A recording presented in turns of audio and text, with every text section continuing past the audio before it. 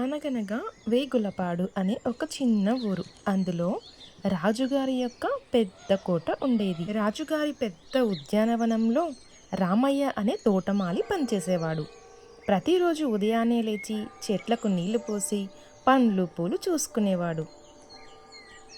ఒకరోజు రాత్రి రామయ్య నిద్రపోతుండగా తోటలో ఏదో శబ్దం వినిపించింది. అయ్యో, ఇదేంటి దిక్కుమాలిన శబ్దం, ప్రశాంతంగా నిద్ర కూడా పోనివ్వదు అంటూ లేచి చూస్తే ఆకాశం నుంచి ఒక పెద్ద తెల్లటి ఏనుగు రెక్కలు కుట్టుకుంటూ దిగి వచ్చింది. ఆ ఏనుగుకు అందమైన రంగురంగుల రెక్కలు కూడా ఉన్నాయి. తోట మొత్తం తిరిగి కావలసిన పండ్లన్నీ తినసాగింది. ఇదంతా చాటుగా గమనిస్తున్న రామయ్య భయపడకుండా ఏనుగు దగ్గరకు వెళ్ళాడు.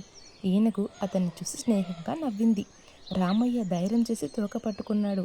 ఆ ఏనుగు వెంటనే రెక్కలు విప్పి ఆకాశంలో ఎగురుకుంటూ ఒక వింతమైన మాయాలోకానికి చేరుకున్నాడు. ఆ లోకం చాలా అందంగా ఉంది.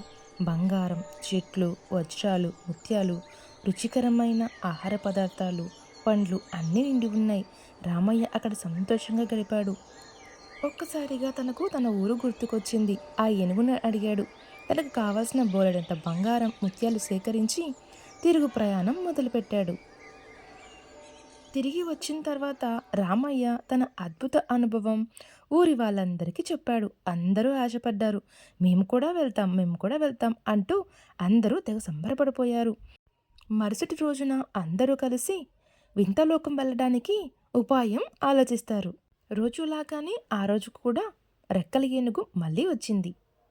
మొదట రామయ్య ఏనుగు తోక పట్టుకున్నారు. అలా తక్కిన వారంతా ఒకరు వెనుక ఒకరు పట్టుకొని ఎగురుతూ ఉన్నారు. ఇంతలో వెనుక ఉన్న ఒక ఆవిడ వింతలోకంలో గుమ్మడికాయ ఎలా ఉంటుంది అని రామయ్యని అడుగుతుంది. రామయ్య ఉత్సాహంతో ఎంత పెద్దగా ఉంటుందని రెండు చేతులతో సర్కిల్లా చూపిస్తాడు. ఇంకేముంది, ఒక్కసారిగా అందరూ కింద పడిపోతారు. రెక్కల గుర్రం తన వింతలోకానికి వెళ్ళిపోతుంది. రామయ్య మాత్రం తన సంతృప్తి వల్ల ఏనుగు స్నేహం పొందాడు. అప్పటి నుంచి చాలా సంతోషంగా ఉన్నాడు. నీతి: అత్యాశ వద్దు, సంతృప్తిగా ఉంటే అద్భుతాలు మన వద్దకు వస్తాయి.